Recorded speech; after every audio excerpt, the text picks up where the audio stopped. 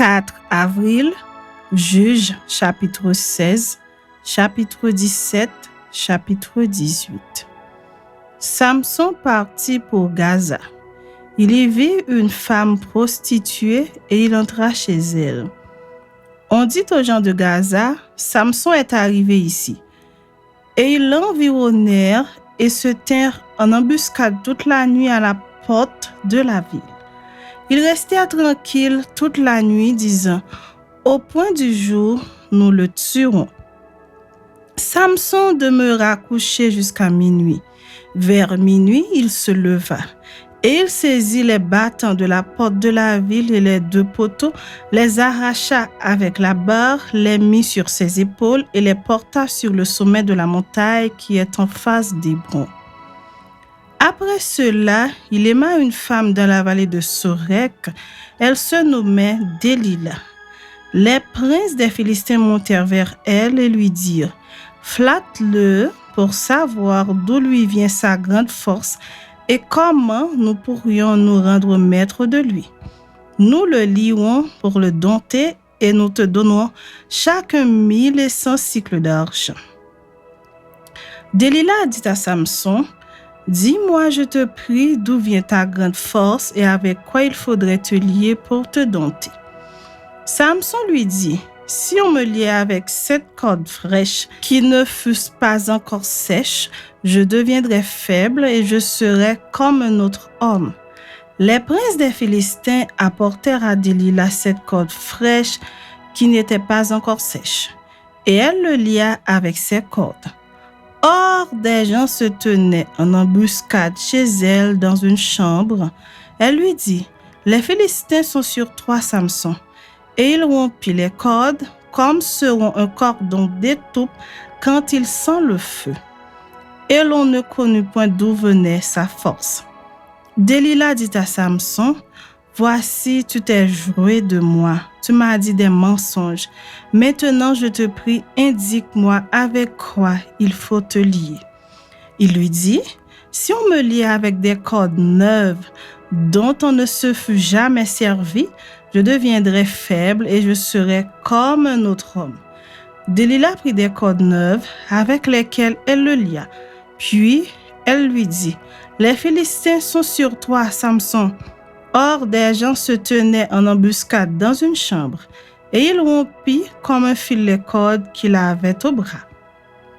Délila dit à Samson, « Jusqu'à présent, tu t'es joué de moi, tu m'as dit des mensonges.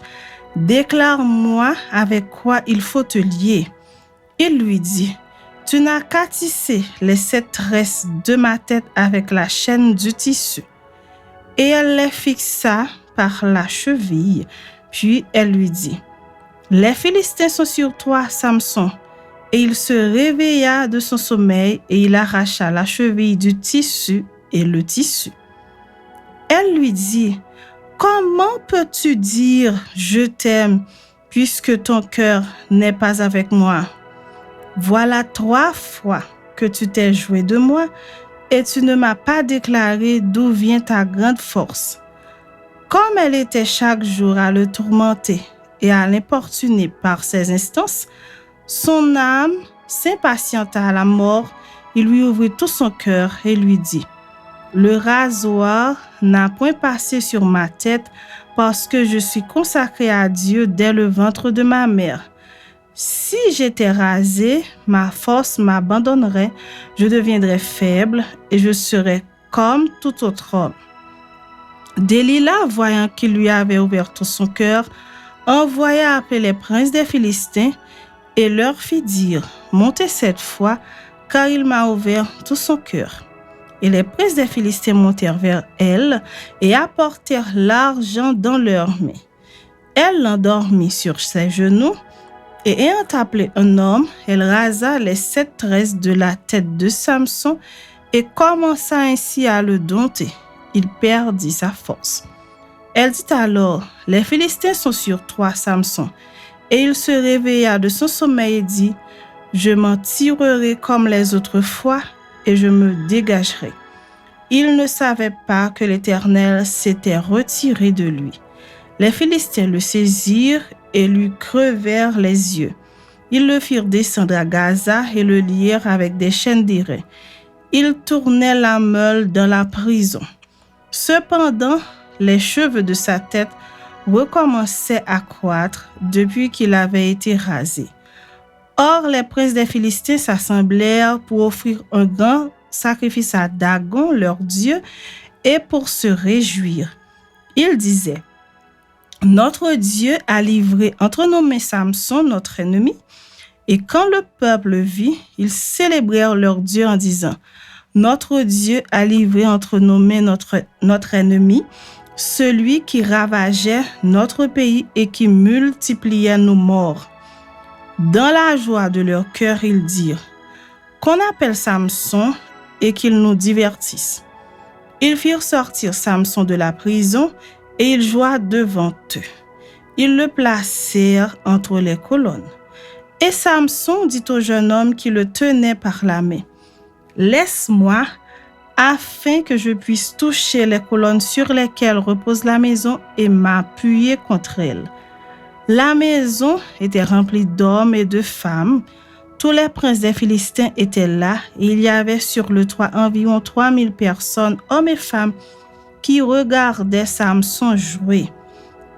Alors Samson invoqua l'Éternel et dit: Seigneur éternel, souviens-toi de moi, je te prie. Ô Dieu, donne-moi de la force seulement cette fois, et que d'un seul coup je tire vengeance des Philistins pour mes 2 yeux.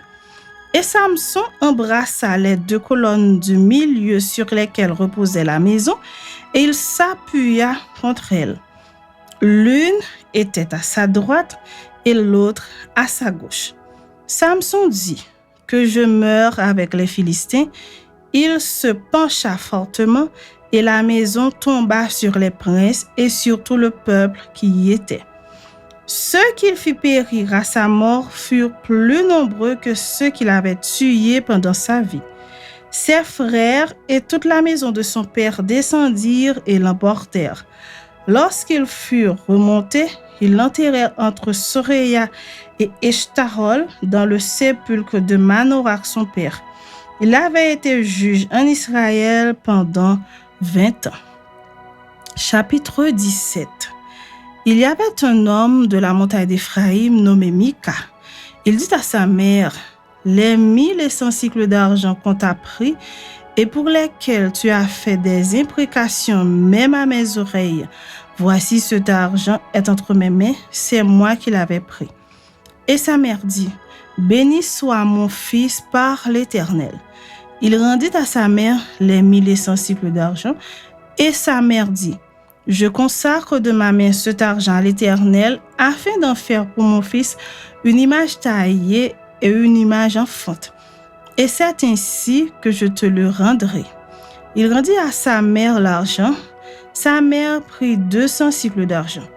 Et elle donna l'argent au fondeur, qui en fit une image taillée et une image en fonte. On les plaça dans la maison de Mika. Ce Mika avait une maison de Dieu. Il fit un éphod et des téraphins, et il consacra l'un de ses fils qui lui servit de prêtre. En ce temps-là, il n'y avait point de roi en Israël. Chacun faisait ce qui lui semblait bon. Il y avait un jeune homme de Bethléem de Juda, de la famille de Juda. Il était lévite et il séjournait là. Cet homme partit de la ville de Bethléem de Juda pour chercher une demeure qui lui convint. En poursuivant son chemin, il arriva dans la montagne d'Éphraïm jusqu'à la maison de Mika. Mika lui dit: D'où viens-tu? Il lui répondit: Je suis lévite de Bethléem de Juda et je voyage pour chercher une demeure qui me convienne. Mika lui dit: Reste avec moi. Tu me serviras de père et de prêtre, et je te donnerai 6 cycles d'argent par année, les vêtements dont tu auras besoin et ton entretien. Et le Lévite entra. Il se décida ainsi à rester avec cet homme qui regarda le jeune homme comme l'un de ses fils.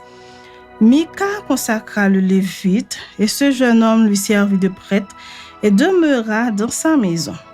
Et Mika dit: Maintenant, je sais que l'Éternel me fera du bien, puisque j'ai ce Lévite pour prêtre. » Chapitre 18.